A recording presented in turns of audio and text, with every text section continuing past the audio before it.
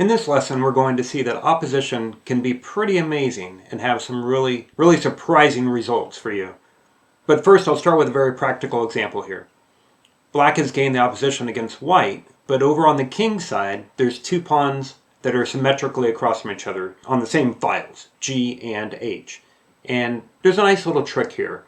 If there's two pawns like this, you just mimic your opponent's pawn structure. You create yours the exact same as theirs, and eventually they'll run out of moves. So here, the only difference is that the black pawn is pushed up one, so you just match that with G3, and then if they play H6, H3, H5 for example, H4, and suddenly black has to move away, and you get to jump into their position, capture that pawn, and eventually scoot over, and then you can go and take those pawns on the king side.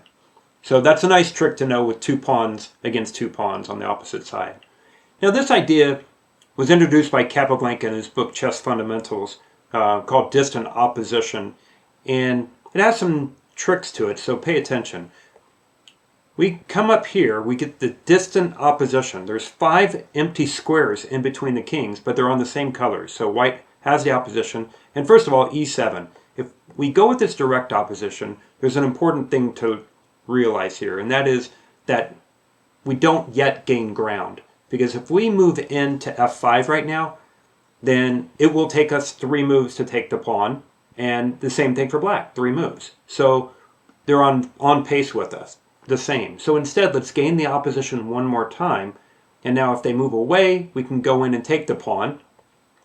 But if they move to C6, now we can outflank them and push their king around and come and eventually take this pawn, and then we'll run over because they've gained the opposition. So we need to abandon that side of the board, leave our pawn all the way back so they have to go take it, capture their h-pawn, step out of the way, and push our h-pawn in for the promotion. Now let's go back though and see what happens if instead they are being a little tricky. King f8. Now we are gaining some ground without allowing our opponent to get the opposition. And here, our natural looking move is to move forward, but you probably guessed it, another distant opposition that we get. And now if the king comes in, we've seen that position before. If the king goes over to d7, now we'll come and grab that h-pawn. And we have the same situation as we had on the previous position, but on the opposite side of the board. Quick reminder, distant opposition. Don't move your king up. Just stay here until they come in, then you get that direct opposition. Diagonal opposition is a way to get your opponent to move into a position so you can get the direct opposition and gain ground to win. A jettison we'll throw away that front pawn. Perhaps we're going to use it in order to get the opposition. We might use it also the jettison to get a reserve tempo, for example. Here we see that we're going to use this squeeze maneuver. We get the opposition again and squeeze our opponent's king out. And now we get to a position we haven't seen before. And in this one, you can use process of elimination to figure out what white's first move is. You know it's not push the pawn at stalemate. You know it's not king to f6, also stalemate. And your king is certainly not going to move away from the action. So that means it must be king f5. And now when they capture, once again, process of elimination, you know that this is a draw if you let them just get the opposition like that and get in front of your pawn. So you waste that move. Now black's being tricky. They go straight back, trying to get you to move in. But we just saw this position. King f6 and the squeeze maneuver to get him out.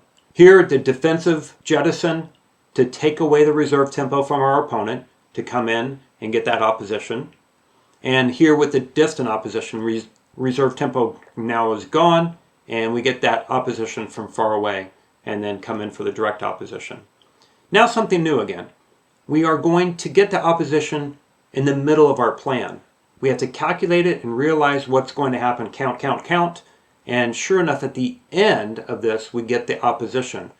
Both of us get our backward pawn captured, but then white steps in between the two pawns, and whichever way black goes, white's going to capture that pawn. If the king goes to the f, then we capture their f pawn and promote our f pawn. Same idea here with the sandwich of the king getting in between the pawns. Because if you capture right now, if you go king takes e5, that gives black enough time to get in front. They take the subway and they get in front of the pawn, you get the opposition. So that's why you had to instead move in between the pawns king to f5, and then you're one step closer to getting in front, and you're able to keep the black king from getting in front, and that's a draw. Same idea here. We're going to jettison that pawn and then not take at f6 because they get their king in front and they win, but instead, after he captures, we go straight into e6, and whichever way he goes, we take that pawn. And a fun one here. This one's not easy, but the trick is to realize that if you go king f1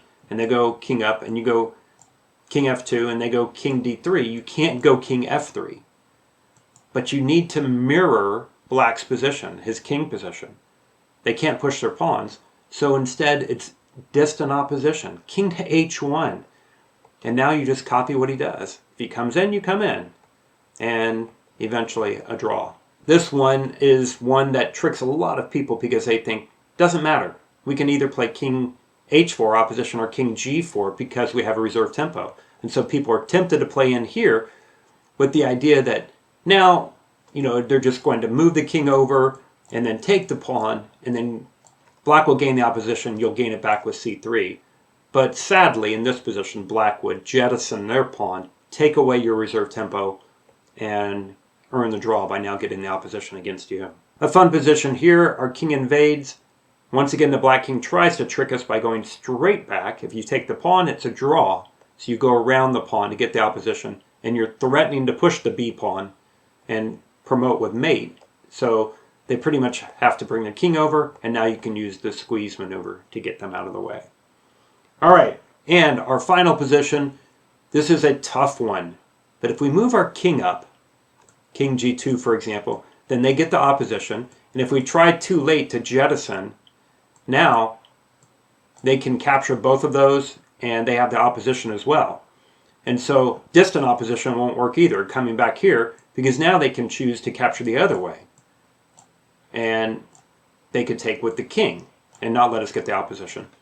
So instead, we jettison right away. It's called a double jettison. We push and we push again, and now we use the fact that the king can't step on his own pawn, and we come to f1, and he's going to have to come in, and we'll get the opposition that way. All right, some advanced opposition ideas in that video. That's it. I'll check you later.